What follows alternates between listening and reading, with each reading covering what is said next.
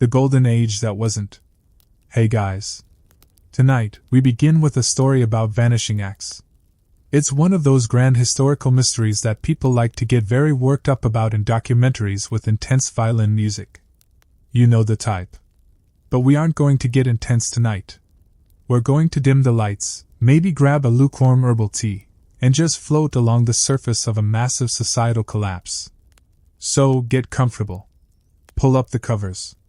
Let's drift back about 3,200 years, give or take a century, because carbon dating is more of a vibe than an exact science anyway. We are landing in the late Bronze Age, specifically, around the Mediterranean. If you were a tourist traveling through the eastern Mediterranean around the year 1250 BC, things would have looked pretty good. Surprisingly modern, actually. It was a world of globalization. You had these massive, monolithic empires, the Egyptians down south, the Hittites up in modern-day Turkey, the Assyrians over in the east, and the Mycenaeans chilling out in Greece, pretending they were running the show. It felt permanent. It felt solid. It was the kind of world where a king could spend 40 years building a tomb for himself because he just assumed his great-great-grandchildren would still be around to admire it. There was international trade on a massive scale. We're talking tin from Afghanistan, copper from Cyprus, gold from Egypt, all moving around on ships that were surprisingly seaworthy for things basically glued together with bitumen. Kings wrote letters to each other. They called each other brother, which is nice, even though they were usually passively-aggressively demanding gold, or complaining about the quality of the princesses they'd been sent for marriage alliances. It was a deeply interconnected world. Everyone knew everyone else. It was a very tight-knit club of ultra-elites who owned absolutely everything. And then, right around 1177 BC, give or take a Tuesday, the whole thing just sort of stopped. The lights went out. The trade routes dried up. The palaces burned down. The writing systems were forgotten. It was a complete system reset. Historians call it the Late Bronze Age collapse. It sounds dramatic. And I guess if you were there, it was probably pretty stressful. But from this distance, it looks less like an explosion and more like a very slow, very sad deflating balloon. There's a lot of debate about what caused it. Some people say earthquakes. Some people say drought. Some people love the idea of the mysterious sea peoples who just showed up like ancient Vikings and wrecked the place. We'll get to them eventually. They're less exciting than they sound. But the real issue, the thing that makes this whole era so sleepily tragic, is just how fragile these great civilizations actually were. They looked golden and imposing, like giant statues. But if you scratch the surface, it was mostly just drywall and bad management. Let's start by looking at the Mycenaeans. These are the guys you probably know from Homer. The Iliad and the Odyssey. Agamemnon, Achilles, Odysseus. All those guys with the shiny helmets and serious anger management issues. If you read the epic poems, you get the sense that the Mycenaeans were these heroic, seafaring warriors living for glory and excellent barbecue on the beaches of Troy. The reality, unfortunately, was much more boring and much more bureaucratic. The Mycenaean civilization in Greece wasn't really a unified empire. It was a collection of palace states. Mycenae was the big one, but you also had Pylos, Tiryns, Thebes, places like that. And these weren't bustling cities filled with free citizens debating philosophy in the agora. Not yet. That comes later. These were palatial economies. Basically, imagine a giant fortified warehouse compound run by an incredibly paranoid HOA president. That was the Mycenaean king, who they called the Wanax. The Wanax owned everything. And I do mean everything. The entire system was designed to funnel resources from the surrounding countryside directly into the palace. Farmers didn't just grow wheat and sell it at a market. They grew wheat, gave it to the palace counted it, stored it, and then redistributed it back to the people as rations. It was incredibly centralized. It was top-down management taken to an absurd extreme. We know this because they left behind thousands of clay tablets written in a script called Linear B. When archaeologists first discovered Linear B, they were very excited. They thought they were going to decipher lost epic poetry or grand historical chronicles or maybe deep religious secrets. They finally cracked the code in the 1950s. And what did they find? It wasn't poetry. It wasn't philosophy. It was accounting. Thousands and thousands of tablets that just listed stuff. 300 sheep. 50 jars of olive oil. 2 broken chariot wheels. 1 cow that looks a bit sickly. It was the Bronze Age equivalent of an Excel spreadsheet that goes on forever. It shows us a society that was obsessed with micromanagement. The palace kept track of every single artisan, the bronze smiths, the perfume makers, the textile workers. They were all employees of the state. They got their raw materials from the palace, did their work, and handed the finished product back to the palace. It was efficient, in a soul-crushing sort of way. It generated a lot of wealth for the guys at the top. The Mycenaean kings were buried with literal masks made of gold. They had excellent plumbing. In their palaces, they had frescoes of dolphins and ladies jumping over bulls, which seems like an unsafe hobby, but who am I to judge? But this extreme centralization was also their greatest weakness. Because when you have a system where everything has to go through the center, what happens when the center gets a headache? The whole body stops working. If the supply of tin gets cut off because some bandits in the Near East decide to rob a caravan, the bronze smiths and pilots can't make tools. If they can't make tools, the farmers can't harvest efficiently. If the harvest is bad, the palace can't redistribute rations. And when people don't get their rations, they generally stop caring about how nice the king's golden mask is.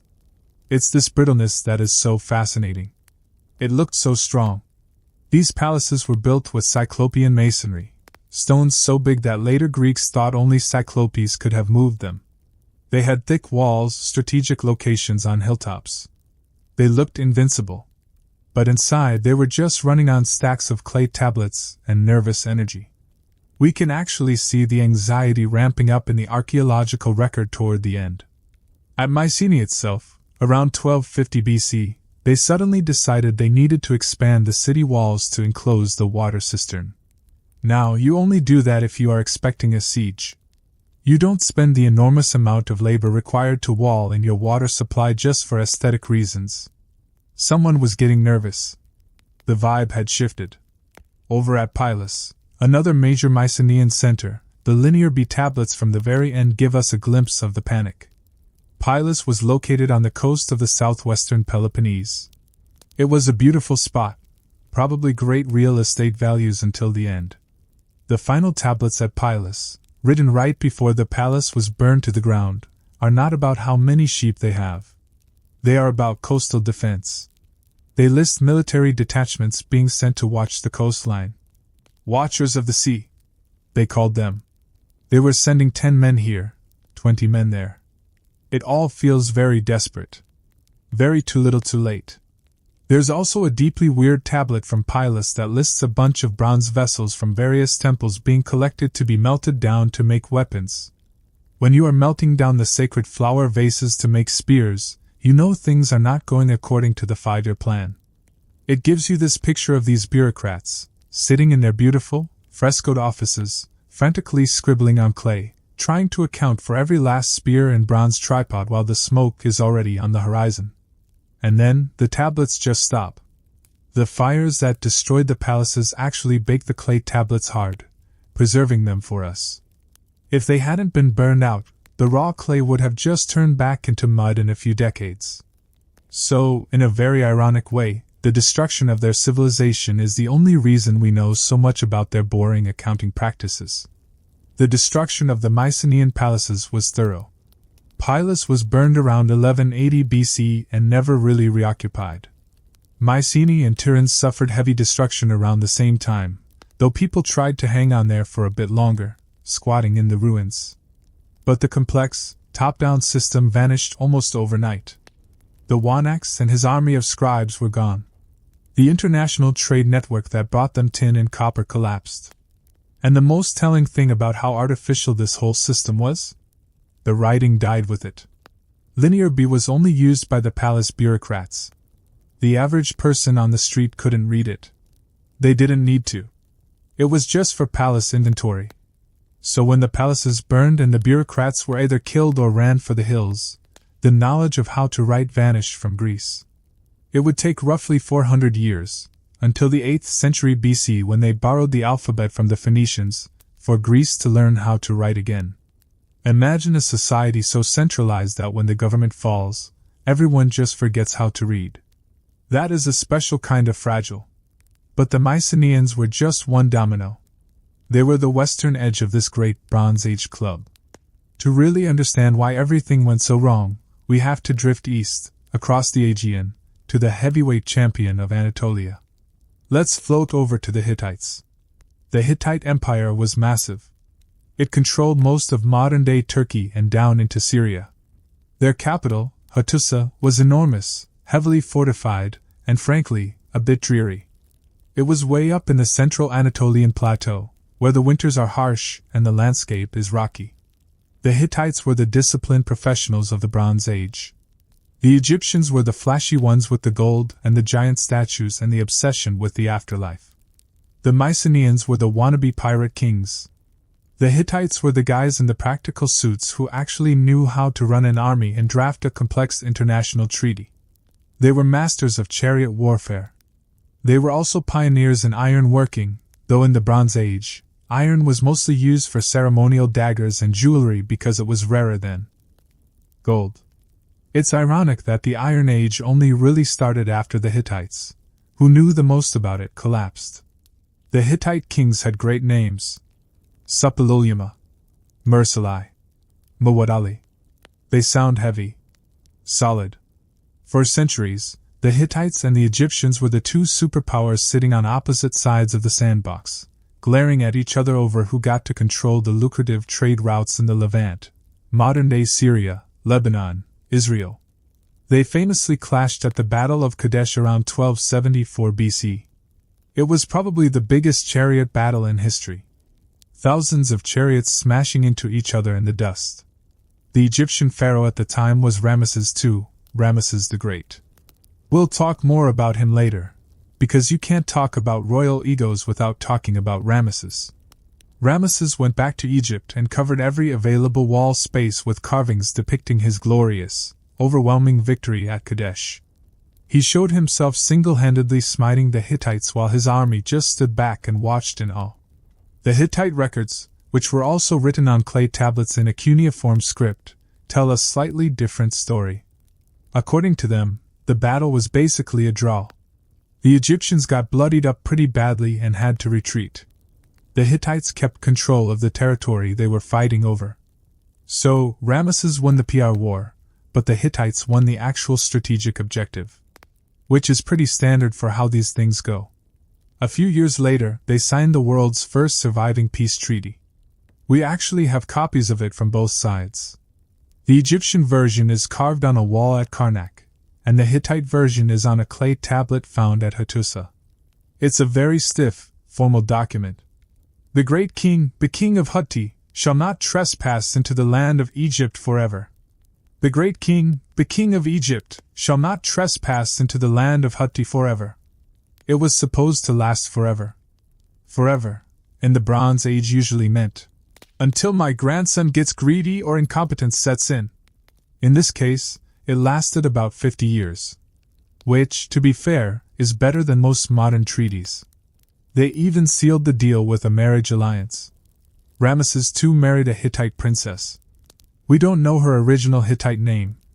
When she arrived in Egypt, Ramesses renamed her Mathorneferer, which translates roughly to one who sees Horus, the invisible splendor of Ari.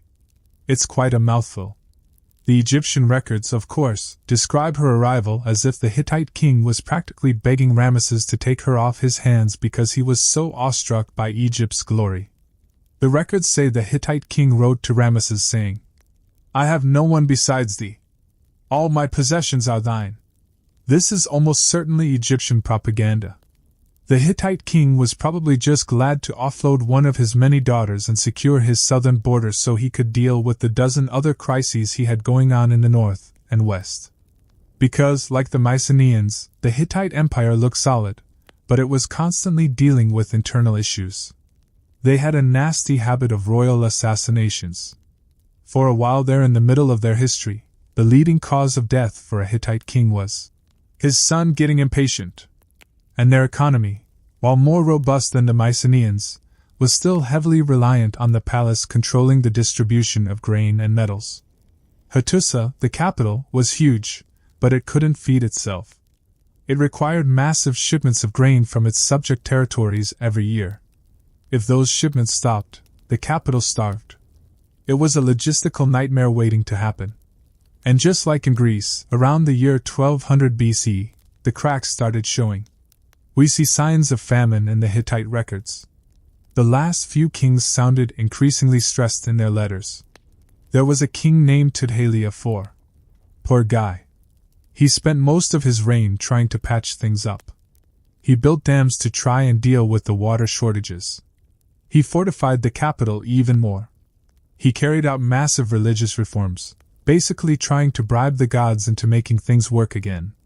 He created these huge rock sanctuaries with carvings of all the gods in a procession. It feels like a desperate attempt to get divine management on board with his administration. It didn't work. The gods, apparently, were checking out early too. The very last Hittite king was Suppiluliuma II. He had the name of a glorious ancestor, but none of the luck. He was fighting wars on 3 different fronts. He won a naval battle off the coast of Cyprus, which is interesting because the Hittites weren't really known for their navy. They usually just hired ships from other people. It was a last hurrah. Shortly after his glorious naval victory, the records just stop. Hattusa was sacked and burned. The royal citadel was destroyed fiercely. The temples were smashed. But here's the weird thing about the end of the Hittites. The lower city, where the regular people lived, wasn't really touched. It seems whoever destroyed the capital was really only interested in destroying the state apparatus, the king, the bureaucrats, the tax collectors. The average Hittite peasant probably just watched the palace burn from down the hill and thought, "Well, I guess I don't have to send that extra sack of barley next month." It suggests an internal collapse, or maybe subject peoples finally getting sick of the demands from the center. The great Hittite Empire, the master of iron and treaties, just dissolved into a bunch of tiny little squabbling city-states in northern Syria. They're called the Neo-Hittite states. They carried on the culture in a small way, but the grand imperial dream was over. So that's 2 down. The Mycenaeans and the Hittites. Both highly centralized, both obsessed with control, both wiped out in the span of a single generation. But surely, Egypt would survive. Egypt was eternal. Egypt had the Nile. Egypt had Ramesses. Well, Egypt did survive. Sort of. But it was never quite the same again. And the story of its near miss with the apocalypse is perhaps the weirdest one of all. It involves sea pirates, a conspiracy in a harem, and a pharaoh who really wanted everyone to know how hard he was trying. But we'll float down the Nile to visit them in a little bit. For now, just picture the smoke rising from Hattusa and Mycenae. The Great Bronze Age party is coming to an end, and the hangover is going to last for about 400 years. The last great pharaoh, and his very bad day. So, let's drift south. Away from the smoking ruins of Turkey and Greece, down across the Mediterranean, to the place that always seems to survive everything, Egypt. If the Bronze Age was a high school cafeteria, Egypt was the rich kid who had been repeating the senior year for 3,000 years. They had seen it all. They had the pyramids, which were already ancient history to them. They had the Nile, which flooded like clockwork, usually, and provided free fertilizer. They had a bureaucracy so entrenched that even a total societal collapse would probably just result in a lot of paperwork about the collapse. By the time the world started ending around 1177 BC, Ramesses II, the guy with the ego we talked about earlier, was dead. He lived to be roughly 90, fathered over 100 children, and basically exhausted the royal treasury building statues of his own face. Now we are looking at Ramesses III. He wasn't related to Ramesses II. He was from a different dynasty. But he clearly wanted the brand recognition. It's like when a movie studio reboots a franchise and hopes you won't notice the lead actor is different. Ramesses III tried very, very hard to be Ramesses the Great. He built a massive mortuary temple at Medinet Habu that was basically a copy-paste of the older Ramesses temple, but with deeper carvings so nobody could scrape his name off later. A smart move, honestly. But Ramesses III had a problem. He was trying to be a glorious, conquering pharaoh in a world that was actively falling apart. In the 8th year of his reign, a massive wave of humanity showed up on Egypt's doorstep. The Egyptians called them the Sea Peoples. Historians have spent centuries arguing about who these people were. The name sounds mysterious, like aquatic ghosts or something from a fantasy novel. The reality was probably much grimier. They were likely a confederation of refugees, pirates, and desperate families fleeing the collapse in the north. The Mycenaeans, the Hittites, people from Sicily and Sardinia. They weren't an organized army. They were a migration. They came in ships, but they also came in ox carts with their wives and children and pots and pans. They were hungry. They were moving south because their own homes had burned or starved, and they heard there was grain in Egypt. Ramesses III, of course, didn't see it as a humanitarian crisis. He saw it as an invasion. He met them at the Nile Delta. It was a chaotic, messy battle. The Egyptians weren't great sailors, but they were excellent archers. They lined the banks of the river and just rained arrows down on the Sea People's ships. They used grappling hooks to capsize the enemy boats. Ramesses III won. He saved Egypt from being overrun. He had the victory carved onto the walls of his temple at Medinet Habu. The reliefs show piles of hands. The Egyptians counted enemy casualties by cutting off hands, or other, more sensitive parts of the anatomy, and piling them up for the scribes to count. It was accounting, just very visceral accounting. The inscription says, "I overthrew those who invaded them from their lands. They were made as those that exist not." So, victory achieved. Crisis averted. Egypt is safe. Ramesses III should be able to relax, sit on his throne, and enjoy being the savior of civilization. But he couldn't. Because winning the war bankrupted the country. This is the part of history that often gets skipped in the action movies. War is expensive. Even if you win, you have to pay the soldiers. You have to fix the damages. And the international trade network had collapsed, remember? So the gold and silver weren't flowing in anymore. Suddenly, the great pharaoh, the living god, couldn't pay his bills. We see this in a really fascinating event that happened around the 29th year of his reign. It took place at Deir el-Medina. Deir el-Medina was a special village. It was where the artisans lived who built the tombs in the Valley of the Kings. These were the elite craftsmen, the painters, the sculptors, the stonemasons. They were government employees, and they were paid in grain rations. 1 month, the rations didn't arrive. The artisans waited. They were patient. They knew the bureaucracy could be slow. But then the next month came, and still no grain. They were getting hungry. So, they did something that had never happened before in recorded history. They put down their tools. They walked off the job. They marched to the mortuary temples and staged a sit-in. They shouted, "We are hungry!" They refused to work until they got paid. This was the first recorded labor strike in history. The local officials were completely baffled. They had no protocol for this. You can imagine the middle managers panicking. The tomb painters are yelling at us. Do we arrest them? But if we arrest them, who paints the tomb? They eventually scraped together some grain from the temple storehouses to pay them, but the strikes kept happening. It shows that the central system, the one where the pharaoh provides everything and the people provide labor, was breaking down. The living god was bouncing checks. And while the economy was crumbling outside the palace walls, inside the palace, things were getting incredibly toxic. Ramesses III had a lot of wives.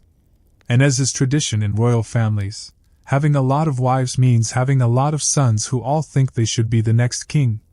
Ramesses had picked his successor, a son named Ramesses IV. They really weren't creative with names. But one of his minor wives, a woman named Tai, decided she didn't like that plan. She wanted her son, Pentuer, to be king. So, she organized a coup.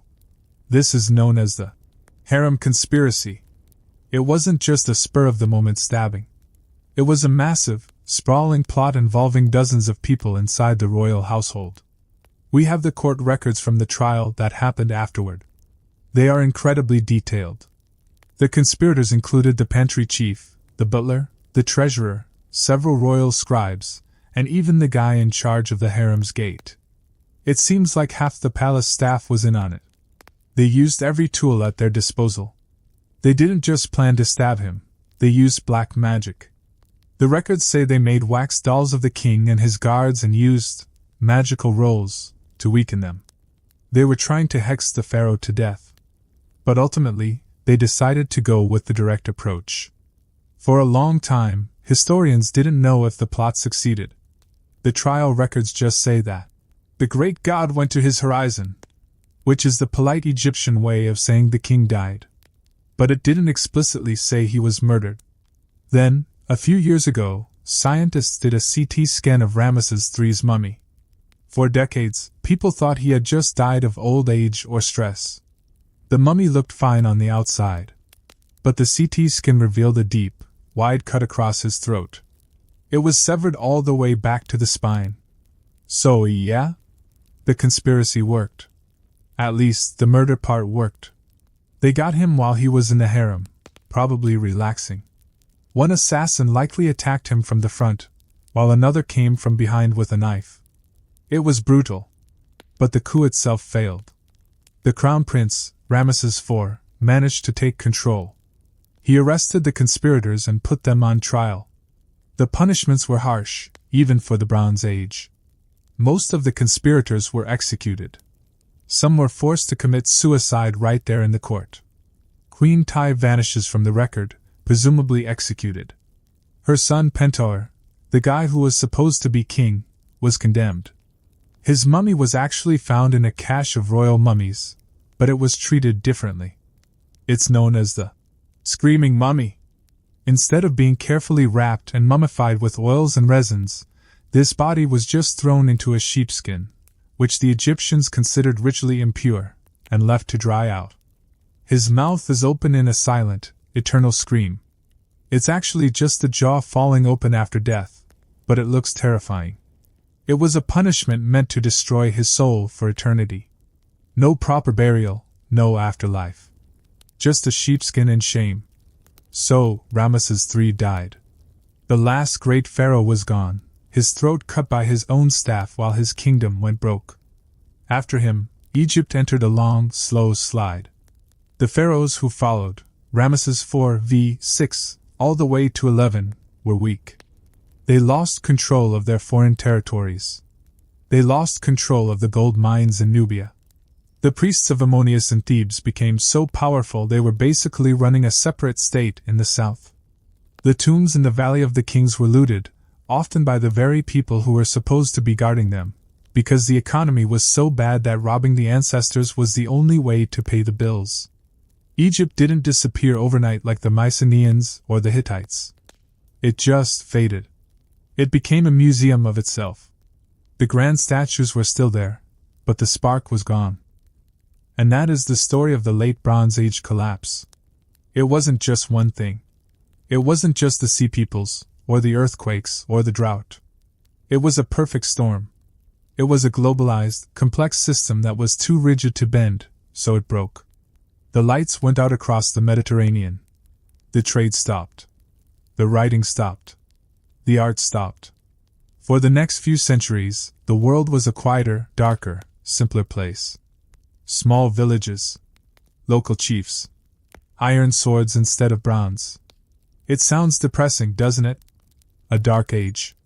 But let's flip the pillow to the cool side for a second. Because in that darkness, in that vacuum left by the great empires, new things started to grow. Things that couldn't have existed under the crushing weight of the pharaohs and the great kings. With the big guys gone, the little guys had room to breathe. Over on the coast of Lebanon, a group of traders called the Phoenicians started sailing west, setting up colonies like Carthage. Since they needed a quick way to record transactions and they didn't have a massive palace bureaucracy to teach them complex scripts, they developed a simple, phonetic alphabet. the ancestor of the one we use today. In the hill country of Canaan, a small group of tribes started coalescing into a new kingdom called Israel. They wrote down their stories, which would eventually become the Bible. In Greece, in the ruins of the Mycenaean palaces, people started organizing themselves differently. Not around a king in a warehouse, but around a community. The polis. The city-state. The seed of democracy. So, the collapse was a tragedy, sure.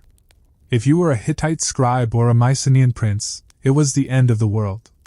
But for history? It was a reset button. It cleared the board. It made space for the next chapter. And that seems like a good place to leave the Bronze Age. Buried in the sand, waiting for us to dig it up and misunderstand it 3,000 years later. We're going to take a little break from the Mediterranean now. We're going to float forward in time and shift our gaze to a completely different part of the world.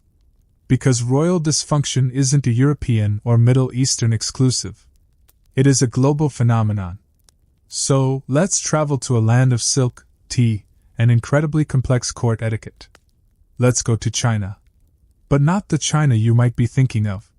We're going to the Tang Dynasty. A time of poetry, beauty, and one of the most disastrous love stories in human history. But first, let's just enjoy the silence of the Dark Age for a moment. Just the wind blowing through the ruins. Nice and quiet. The emperor who loved too much. Okay. Are you still with me? Good. Or actually, hopefully not. Hopefully you're asleep. But if you're still listening, we are in the 8th century CE now. We are in Chang'an, the capital of the Tang Dynasty. At this time, Chang'an was the biggest city in the world. It had a population of 1 million people when London was basically a mud puddle with a few thatched huts. It was a grid city, perfectly planned, with massive walls and wide avenues. It was cosmopolitan. There were merchants from Persia, monks from India, travelers from all over the Silk Road. The Tang Dynasty is often called the Golden Age of China. It was a time of immense culture. Poetry was the national obsession. If you wanted a government job, you didn't just take a test on laws, you had to write a poem. Imagine if the DMV required a haiku before they renewed your license. Line is very long / my picture looks like a thumb / please give me the card. The emperor presiding over the peak of this golden age was a man named Xuanzong. Xuanzong started out great. He really did. He came to the throne after a lot of typical palace intrigue. His aunt was the formidable Princess Taiping, who tried to control him, so he had to, force her to commit suicide. Just standard family bonding activities. For the first half of his reign, he was the model emperor. He was diligent. He reformed the tax system. He fixed the grain transport along the Grand Canal. He patronized the arts. He was called the brilliant emperor. But then, he got old. And when powerful men get old, they often get bored. He had been running the empire for decades. He was tired of the paperwork. He was tired of the ministers nagging him about levies and rice quotas. He wanted to relax. He wanted to enjoy the fruits of his labor. He started drifting away from the day-to-day management of the empire. He delegated power to a few trusted officials. This is always the first step in the How to Ruin Your Dynasty handbook. Step 1. Delegate to sycophants. Step 2. Stop checking your inbox. Xuanzong became obsessed with Taoism and the pursuit of immortality. He spent a lot of time with alchemists and monks. He also had a very large harem, thousands of women. But he was reportedly feeling a bit lonely. A bit listless. Enter Yang Guifei. Yang Guifei is one of the 4 beauties of ancient China. Her name wasn't actually Guifei. Guifei is a title meaning precious consort. Her name was Yang Yuhuan. And here is the awkward part. The family reunion, kind of awkward part. Yang Yuhuan was originally married to Xuanzong's son. Yeah. She was his daughter-in-law. The emperor saw her one day and decided, you know what? I'm the emperor. I can make the rules. But he couldn't just steal his son's wife directly. That would be rude. It would violate Confucian ethics. So he did a workaround. He made her become a Taoist nun for a little while. This effectively reset her status. Then, once she was a nun, he brought her into his own palace. Classic loophole. She's not my son's wife anymore. She's a nun. Oh wait, now she's my wife. Funny how that works. Xuanzong fell completely, hopelessly, embarrassingly in love with her. He was in his 60s, she was in her 20s. He doted on her to an absurd degree. Yang Guifei loved lychees. But lychees grow in the south of China, far away from the capital in the north. And lychees spoil very quickly. So, the emperor set up a dedicated pony express, a relay of fast horses, to deliver fresh lychees to the capital just for her. Riders would gallop day and night, changing horses at relay stations, just so the consort could have her favorite fruit before it went bad. People died of exhaustion on these rides. Horses were run to death. All for a fruit snack. It's romantic in a horrifying abuse of state resources kind of way. But the real problem wasn't the fruit. It was the family. When an emperor favored a consort, her family expected perks. And Yang Guifei had a cousin named Yang Guizhong. Yang Guizhong was, let's be polite and say he was a disaster. He was corrupt, arrogant, and incompetent. But because the emperor loved Yang Guifei, he made Yang Guizhong the chancellor, the prime minister. So now you have a senile emperor who is busy writing music and eating lychees with his girlfriend, and a corrupt gambler running the government. The court became a viper's nest. The old, professional generals and ministers were pushed out. The sycophants moved in. One of these generals was a man named Lushan. Lushan was a fascinating character. He wasn't Han Chinese. He was of Sogdian and Turkic descent. He was huge, reportedly obese, very jolly, played the part of the simple barbarian, to charm the court. He would do a baby dance for the emperor and Yang Guifei, pretending to be their adopted son. It was very weird. He was a grown man, a powerful general commanding huge armies on the frontier, and he was rolling around the palace floor acting like a toddler to make the emperor laugh. The emperor thought he was hilarious. He trusted him completely. He showered him with gifts and promotions. Yang Guizhong, the corrupt cousin, hated Lushan. Probably because he recognized a fellow grifter when he saw one. He kept telling the emperor, Lushan is going to rebel. He's dangerous. The emperor dismissed it. Oh, Lushan? He's my funny dancing bear. He wouldn't hurt a fly. Spoiler alert, the bear had claws. In 755 C, Lushan decided he was done dancing. He launched a rebellion. The Lushan Rebellion. It was one of the deadliest conflicts in human history. Some census records suggest that tens of millions of people died or were displaced. The scale of the destruction was unimaginable. Lushan's army swept down from the north. The imperial troops, who had grown soft and were led by incompetent commanders appointed by Yang Guizhong, collapsed. The rebels marched on the capital. Xuanzong, the brilliant emperor, had to flee. It was a humiliating exit. The emperor, his beloved Yang Guifei, her cousin Yang Guizhong, and a ragged escort of imperial guards fled the city in the rain. They were heading for the mountains of Sichuan, trying to escape the carnage. They made it to a way station called Maui Courier Station. And there, the imperial guards had had enough. They were hungry. They were tired. They were watching their country burn. And they blamed one family. They mutinied. First, they killed Yang Guizhong. They chopped him up. They stuck his head on a spear. Then, they surrounded the emperor's tent. The emperor came out, terrified, asking what they wanted. The general of the guard told him, "We have killed the traitor Yang Guizhong. But his cousin, the consort, is still with you. As long as she lives, the soldiers will not move. We cannot serve you while the cause of our misery is by your side." They demanded Yang Guifei's life. Xuanzong pleaded. He argued. He said she was innocent. He said she lived in the inner palace and didn't know anything about politics. The soldiers didn't care. They refused to budge.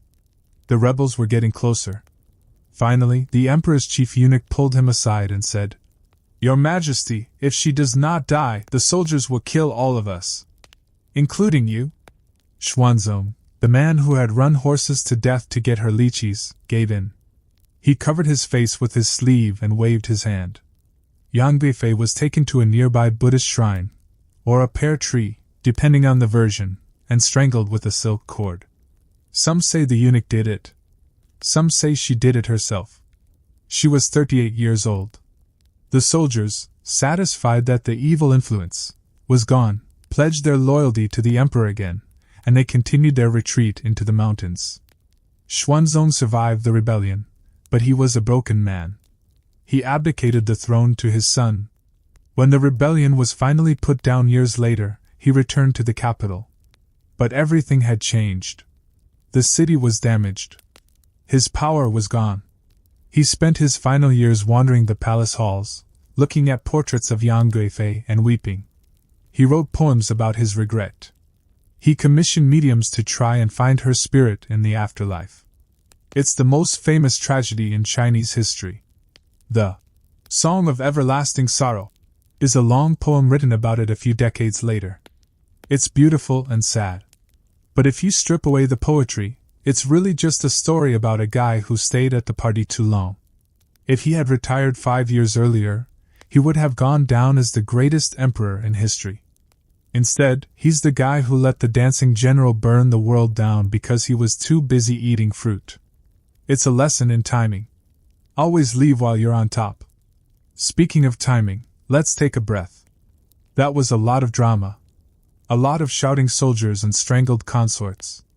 Let's calm things down again. Let's drift away from the high stakes of empires and rebellions. Let's look at something smaller. Something more personal. Let's look at the strange medical habits of European royals. Because if you think ancient Chinese court politics were messy, wait until you see what 17th century European doctors were prescribing their kings. Spoiler, it wasn't aspirin. But we'll save that for the next part. For now, just imagine the rain falling on the Maui courier station. The sound of horses shifting in the mud. The silence after the shouting stops. Good night to the Tang Dynasty. Good night to the Bronze Age. We're just floating through time, watching the mistakes happen, over and over again. And it's all very far away. It can't hurt you. You're just watching the river flow. The cure was worse than the disease. Welcome back. We've left the rainy mountains of China behind. The tragic romance of the Tang Dynasty is fading into the mist. Now, we are going to drift forward about 900 years and float west, all the way to London. It is 1685. Now, if you're picturing London in 1685, don't picture the charming, cobblestone movie set version. Picture mud. Picture smoke. Picture a city that is still rebuilding from a massive fire that happened 20 years prior. It's a cold, damp, drafty place. We are going to visit Whitehall Palace. Specifically, the bedchamber of King Charles II. Charles was known as the Merry Monarch. After the grim years of the English Civil War and Oliver Cromwell, who was basically the historical equivalent of a stern librarian cancelling recess forever, Charles brought the party back. He liked spaniels, he liked mistresses, and he liked theater. He was a chill guy. But on the morning of February 2nd, 1685, the party stopped. Charles was getting dressed. He was 54 years old. He suddenly let out a cry and collapsed. He had suffered a seizure, or an apoplexy, as they called it back then, because medical terminology was mostly just vague guessing in Latin. Now, in the modern world, if you collapse, someone calls an ambulance. You go to a quiet room with beeping machines and doctors who give you medicine that has been tested in a lab. In 1685, if you were the King of England and you collapsed, you were in big trouble. Because you had the best doctors in the world. And the best doctors in the 17th century were essentially professional torturers with excellent vocabularies. The treatment of Charles II is famous in medical history. Not because it worked, but because it documents, minute by minute, exactly how dangerous it was to be a VIP patient. When the king fell, his personal physicians rushed in. There were about 14 of them eventually. Imagine 14 guys in heavy wool coats and massive powdered wigs, all crowding around your bed, all terrified that you might die on their watch, and all convinced that the solution to everything is to take things out of your body. Their first instinct, as always, was bloodletting. The theory of the time was based on the 4 humors: blood, phlegm, yellow bile, black bile. If you were sick, it meant your humors were out of balance. Usually, the doctors assumed you had too much blood. It was the default setting. Oh, he's unconscious? Clearly, he is suffering from an abundance of vitality. Let's drain him. So, they cut a vein in his arm. They took 16 ounces of blood. That's a pint. A standard donation to the Red Cross today. But the king didn't wake up. So they panicked. They cut the veins in his shoulder. They cupped him, which involves placing heated glass cups on the skin to create suction and bring blood to the surface. Then they scarified the skin, which is a polite way of saying they cut him up a bit to let more blood out. They took another 8 ounces. Now, the king is essentially suffering from massive blood loss on top of his stroke. But the doctors were just getting warmed up. They decided that since taking fluid out of his arms wasn't working, they should try other exit strategies. They administered an emetic to make him vomit. But the king was too weak to swallow properly, so it didn't really work. Then came the enemas. I won't go into graphic detail because we are trying to relax here. But let's just say they gave him a clister, and then another one, and then another one. The ingredients included rock salt, syrup of buckthorn, and beetroot.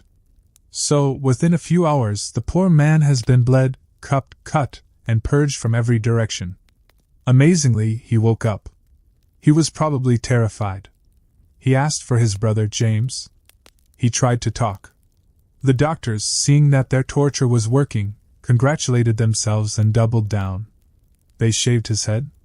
Why? So they could apply blistering agents to his scalp. They essentially gave him a chemical burn on his head, thinking the pain would draw out the bad humors from his brain. They also applied pigeons to his feet. This is a weird one. The medical texts of the time often recommended applying freshly killed pigeons to the soles of the feet of a dying man. The idea was that the pigeons would absorb the toxins. It's unclear if the pigeons had to be specific pigeons, or if any London street bird would do. But there they were. The King of England, with chemical burns on his head and dead birds taped to his feet. For the next 4 days, the treatment continued. They fed him spirit of human skull. Yes, that is exactly what it sounds like. These were called King's Drops. It was a tincture made from the skull of a man who had died a violent death. The theory was that the vitality of the sudden death was trapped in the bone, and you could drink it. It was cannibalism, but fancy cannibalism. They also gave him bezoar stones, basically hairballs found in the stomachs of goats. These were thought to be antidotes to poison. They gave him Raleigh's confection, a sludge made of dozens of ingredients including pearls and musk. Throughout all of this, Charles remained incredibly polite. He was known for his charm, and he kept it until the end. On the final morning, after days of being poked, prodded, burned, and drained, he looked at the people gathered around his bed, his weeping brother, his mistresses, his children. He had a lot of illegitimate children, and his exhausted doctors. And he apologized. He said, "I am sorry, gentlemen, for being such an unconscionable time dying." He died shortly after noon on February 6th. The autopsy later showed he had likely suffered a kidney failure that led to a stroke. The massive bloodletting and dehydration caused by the doctors almost certainly killed him faster than the disease would have.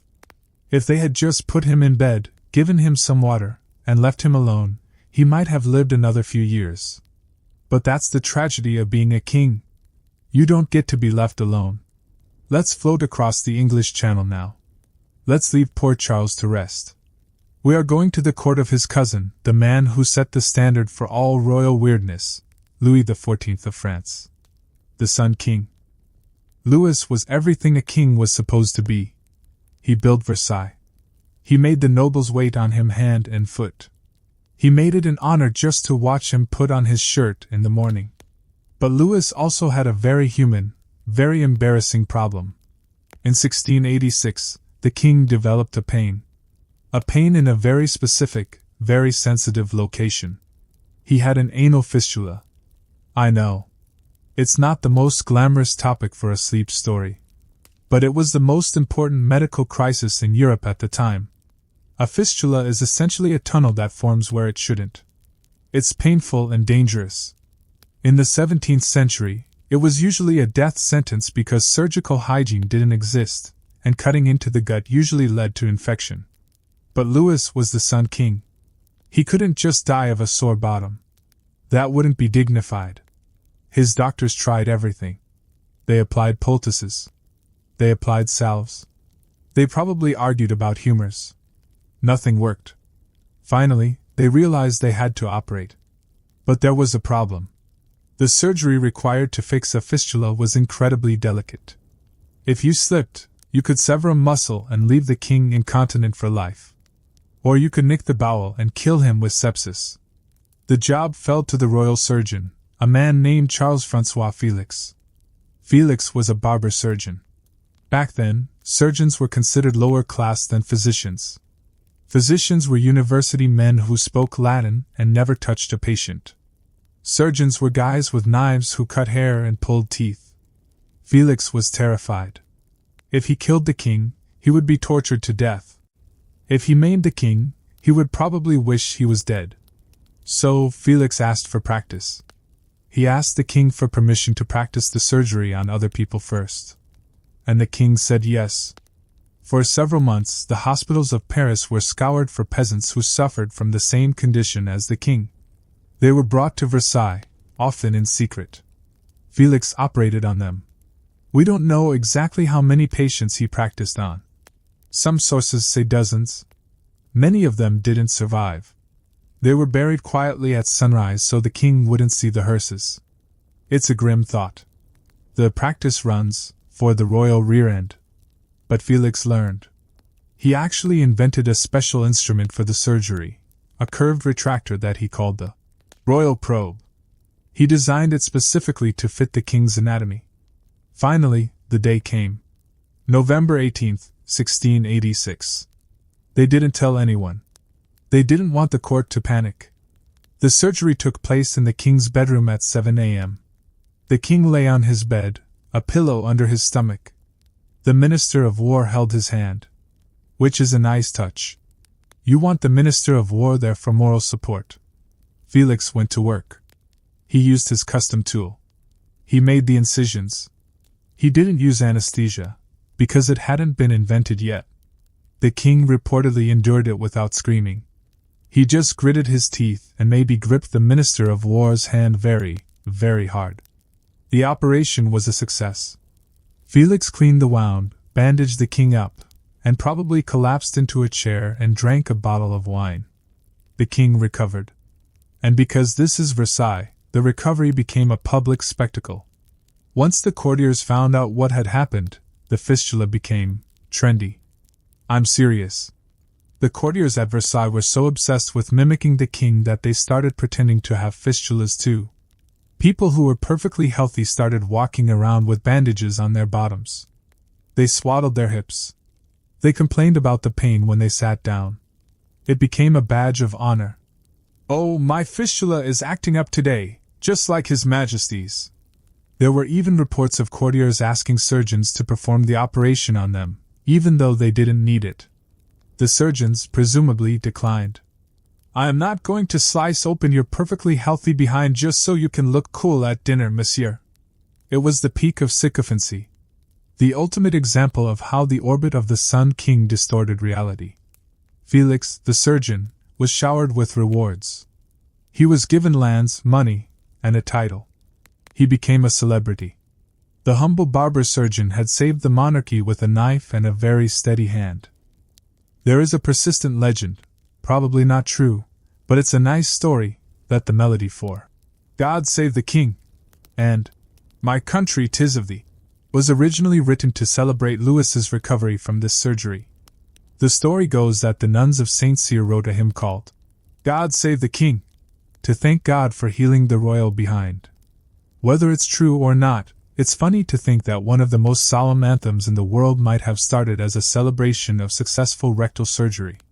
So, we have Charles II killed by his doctors, and Louis XIV saved by his barber.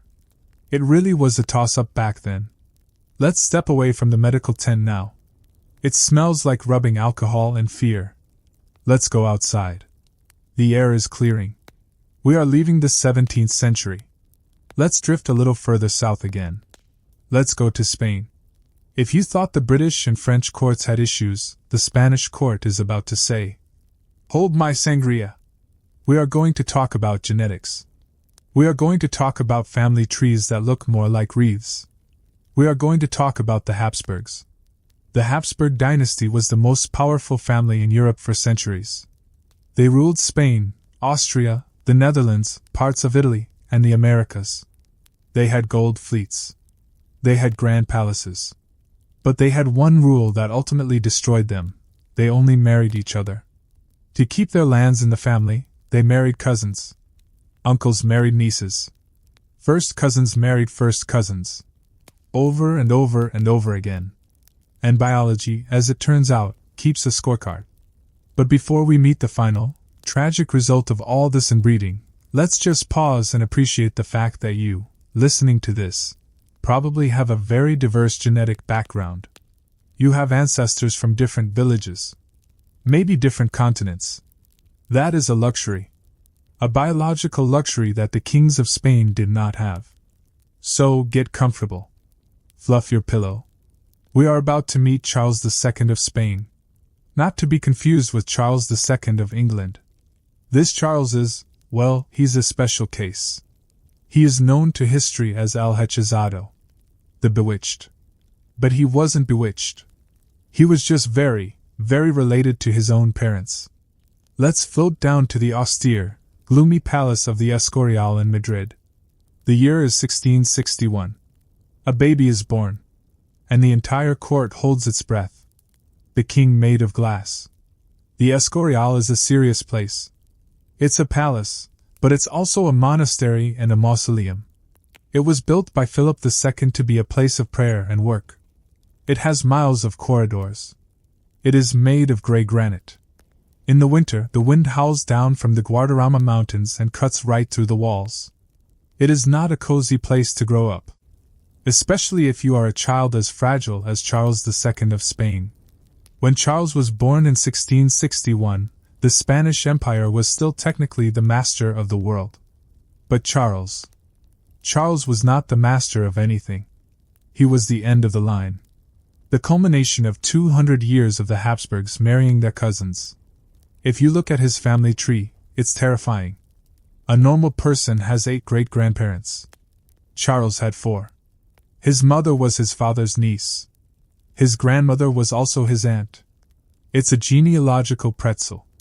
The result was a king who was a walking medical textbook. He didn't learn to talk until he was 4. He didn't learn to walk until he was 8.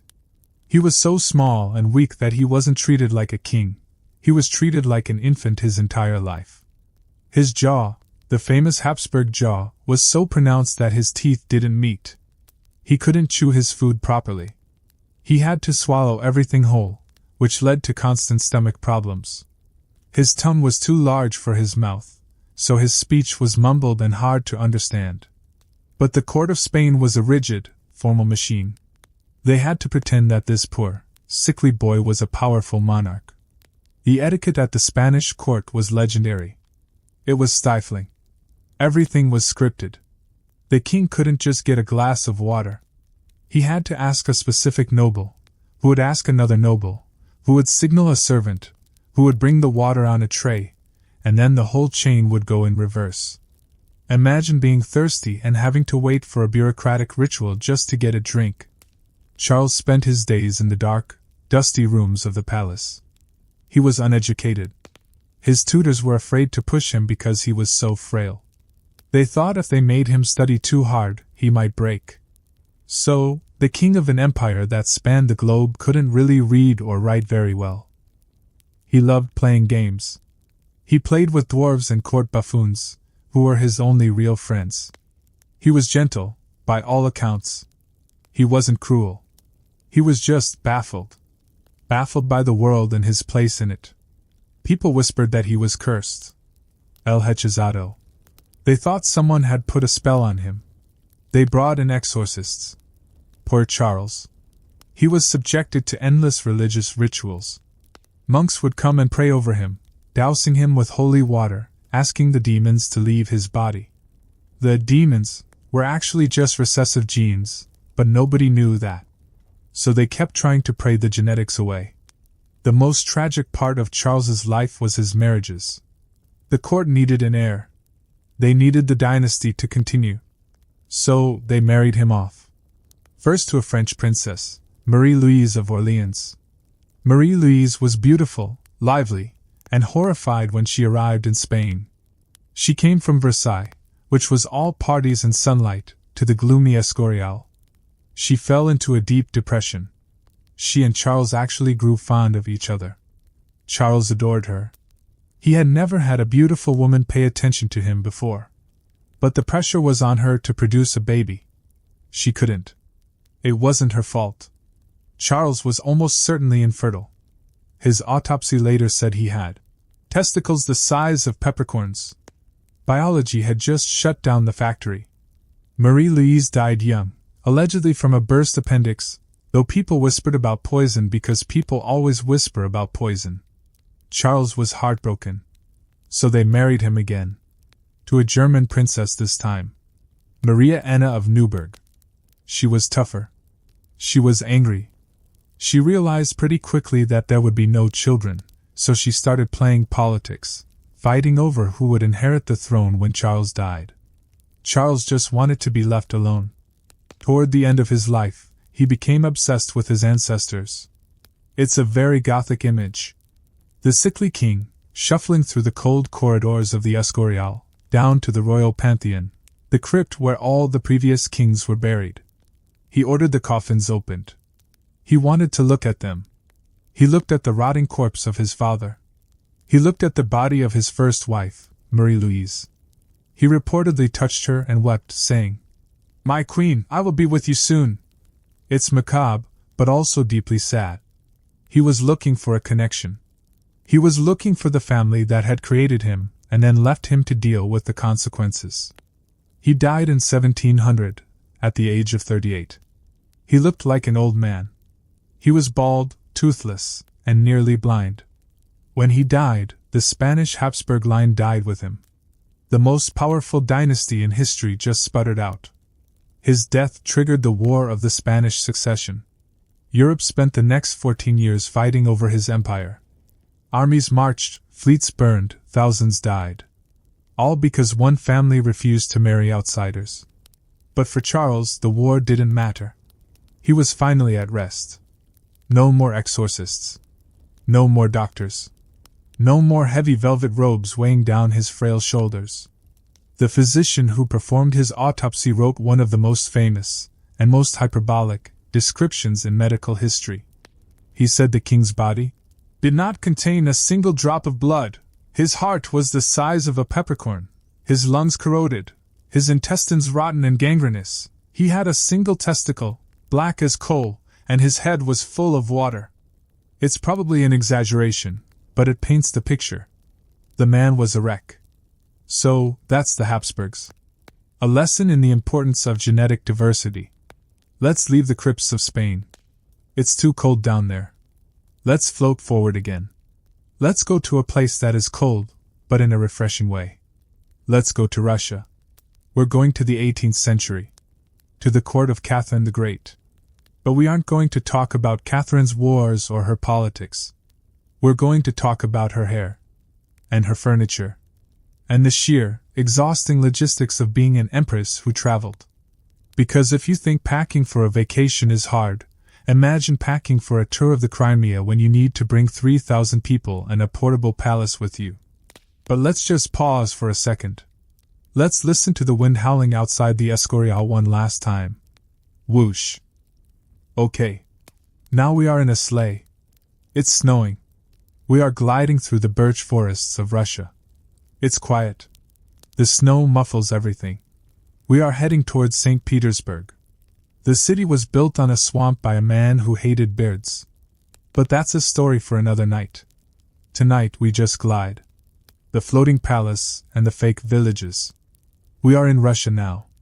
It is 1787. The air is crisp. The birch trees are endless. And we are about to go on a road trip. But not just any road trip. This is the mother of all road trips. This is Catherine the Great's inspection tour of the Crimea. Catherine was a German princess who became the most powerful woman in Russian history. She was smart, she read French philosophy, and she had a very distinct idea of how an empress should travel. She did not believe in packing light. She had recently annexed the Crimea from the Ottoman Empire, and she wanted to go down there and see her new real estate. Her partner in this endeavor, and in life, really, was Grigory Potemkin. A man who was essentially a one-man hurricane of energy, depression, and organizational genius. He spent years setting this trip up. It wasn't just a vacation, it was a theatrical performance that lasted for 6 months. When the procession left St. Petersburg in January, it looked less like a travel party and more like a migrating city. There were 14 carriages for the Empress and her immediate circle. But these weren't normal carriages. They were essentially living rooms on skis. They were mounted on sledges because it was winter. They were room-sized. They had card tables, libraries, and sleeping berths. They were heated by portable stoves. Imagine sitting in a velvet-lined room, playing cards, while 40 horses drag you across the frozen Russian landscape. Behind the Empress, there were 184 other sledges carrying the court, the servants, the wardrobe, the kitchen, and presumably the imperial cat. To move this convoy, they needed horses. A lot of horses. They had stations set up along the route. At each station, fresh horses were waiting. We are talking about tens of thousands of horses mobilized for this single trip. 560 horses were needed just for the Empress's section of the convoy at every single changeover. They burned huge bonfires along the road at night so the drivers could see where they were going. It was a river of fire and velvet cutting through the dark. And the speed? They moved fast. Catherine liked speed. She liked the sensation of flying over the snow. But the real magic happened when the snow melted and they reached the Dnieper River at Kiev. Because Potemkin had built a fleet. He had constructed 80 ships specifically for this river cruise. The Empress's barge was painted red and gold. It was massive. It had a dining hall that could seat 40 people. It had a dedicated orchestra on a separate boat that floated alongside, providing a soundtrack to the scenery. It was the 18th century equivalent of a superyacht, but with more violins and heavy wigs. This is where the famous term, Potemkin village, comes from.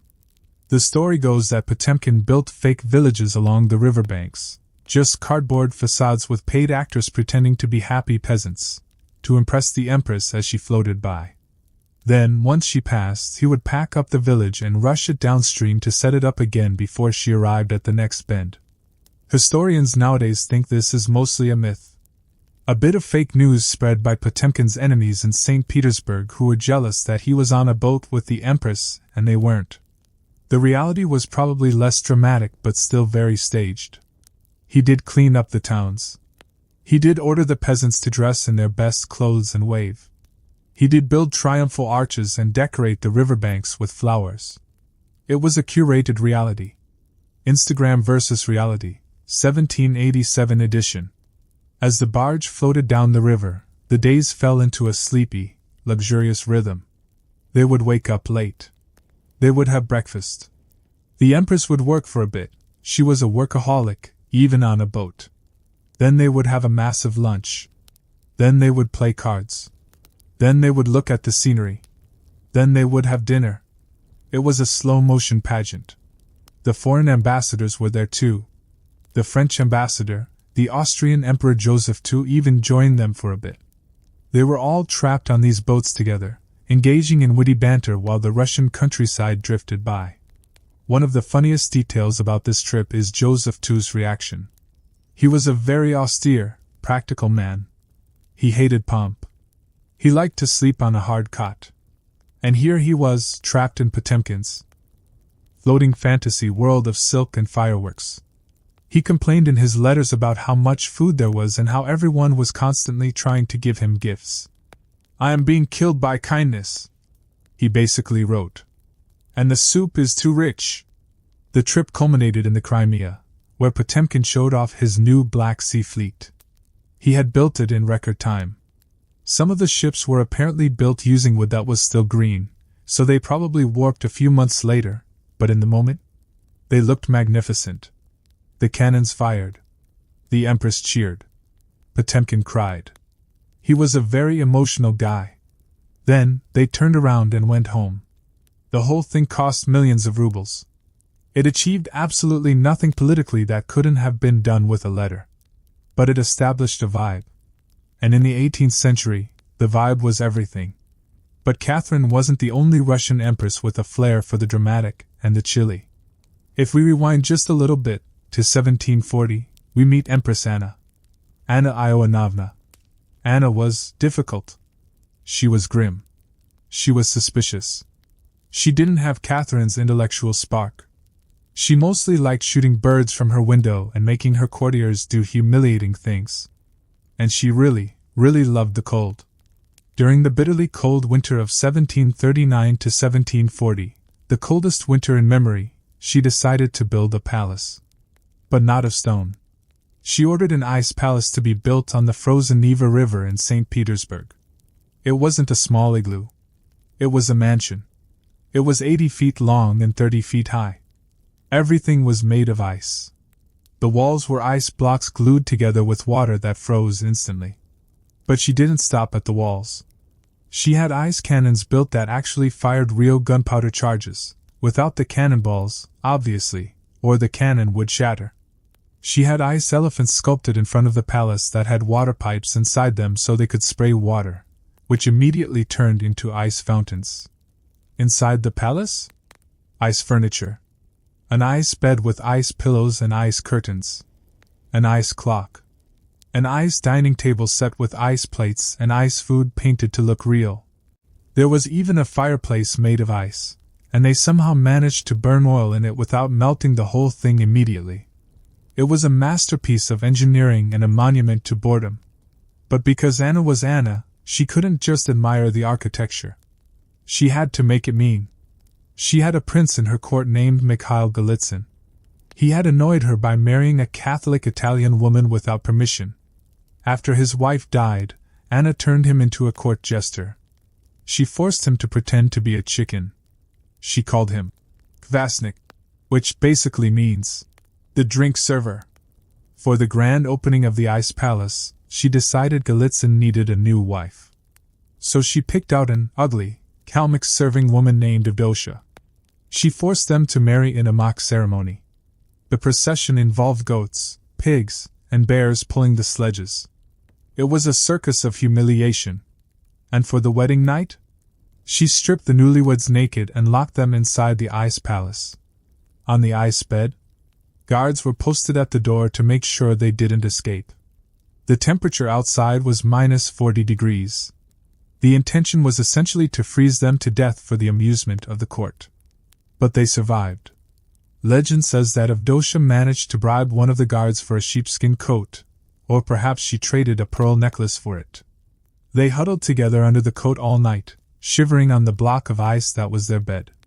In the morning, the guards opened the door, expecting to find 2 frozen corpses. Instead, they found 2 very angry, very cold people. Empress Anna died later that year.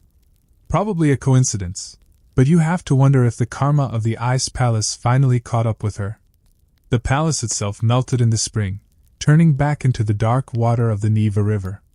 It's a chilling story. Literally. It reminds us that for all the gold and the velvet, these courts were dangerous places.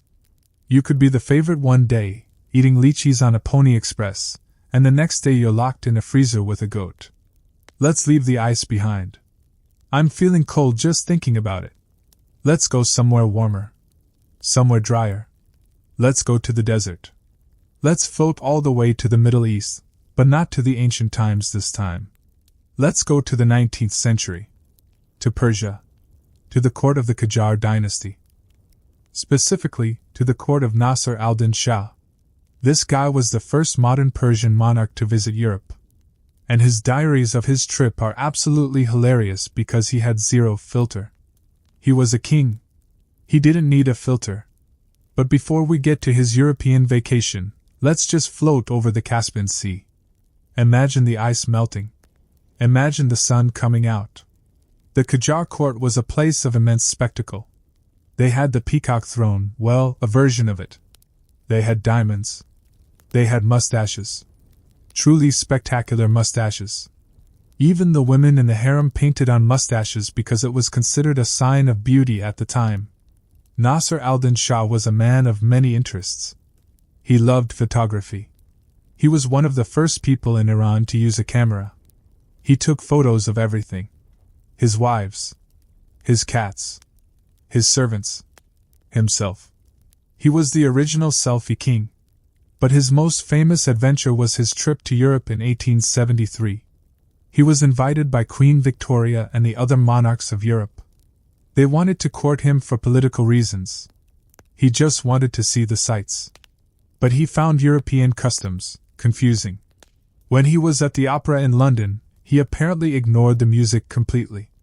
He was bored stiff by the singing. But then, during the intermission, the orchestra started tuning their instruments. The cacophony of squeaks and honks. The Shah sat up. He smiled. He turned to his host and said, That is the beautiful music. Play that song again." He also had a bit of trouble with the concept of dancing. In Persia, kings didn't dance. Dancing was for professionals. You hired people to dance for you. So when he attended a ball in Paris and saw the emperor and empress dancing a waltz, he was horrified. He reportedly asked, "Why do they exhaust themselves?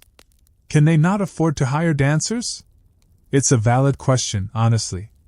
Why do the rich work out? He also had a refreshing approach to boring dignitaries. If a governor or a mayor was giving a long, boring speech to welcome him, the Shah would sometimes just walk away. Or start talking loudly to his Grand Vizier about what they were going to have for lunch. He treated the whole of Europe like a theme park. But the most sleepy historian detail about Nasr al-Din Shah is his slide. Yes, a slide. Like on a playground. In his palace in Tehran, the Golestan Palace, he had a large marble slide installed. It was indoors. It led down into a private swimming pool or a soft landing area. Some stories say he used it for personal amusement with the ladies of the harem. We will leave the mechanics of that to your imagination. But just picture the Shah of Persia, the King of Kings, the Sultan of Sultans, down a marble slide on a Tuesday afternoon. It's hard to take history too seriously when you know about the slide. So, we've had ice palaces. We've had floating barges. We've had marble slides. It seems that the one thing that unites all these royals, across all these centuries and continents, is a desperate need to avoid being bored. They have absolute power. They have infinite money. And yet they are constantly trying to fill the silence. With wars. With buildings. With weird medical treatments. With slides. Maybe that's why we like hearing about them. It makes our own boring lives seem a little more sensible. We might have to do laundry tomorrow, but at least we don't have to worry about our cousin trying to usurp the throne or our doctor prescribing us powdered skull. We have a few minutes left in our journey tonight. We have drifted through time and space. Let's end somewhere quiet. Somewhere very, very old. Let's go back to where we started in a way. To the dust. Let's float over to the deserts of Mesopotamia. Modern-day Iraq. To the city of Babylon. Not the booming Babylon of the Bible. But the ruins of Babylon in the 19th century, when archaeologists started digging it up. There's something very soothing about archaeology. It's slow. It's meticulous. It involves a lot of brushing dirt off other dirt. One of the things they found in the ruins of the ancient Near East were these royal inscriptions. Kings bragging about their conquests. I smashed this city. I piled up the heads of my enemies. But every now and then, you find something different. You find a letter from a king to his mom. There's a letter from an ancient king. We don't need to worry about his name. Let's call him Zimrilim, writing to his mother about the ice. Yes, ice again. Apparently, in ancient Mesopotamia, having ice for your drinks was the ultimate flex. They had to haul it down from the mountains in the north. It was an incredibly expensive, logistical nightmare. Just to have a cold drink in the desert. Zimrilim wrote to his officials, screaming at them because the ice house was leaking. My wine is warm, he complains across 4,000 years. Fix the roof. It's comforting. The technology changes. The clothes change. But the complaints? The complaints are eternal. My wine is warm. My internet is slow. My marble slide is too rough. It's all the same. And on that note, I think we can wrap up our tour of historical dysfunction. We've seen empires fall. We've seen kings slide. We've seen doctors fail. The history books are full of noise. Screaming battles. Grandiose speeches. But if you listen closely, underneath all that noise, it's mostly just people. People who are tired. People who are hungry. People who just want a cold drink and a nap. So, you should take a cue from them. Ignore the noise. Ignore the crumbling empires. Just close your eyes. Drift along the river. The barge is moving slowly. The violins are playing softly on the boat next door. The scenery is fake, but it looks nice in the moonlight.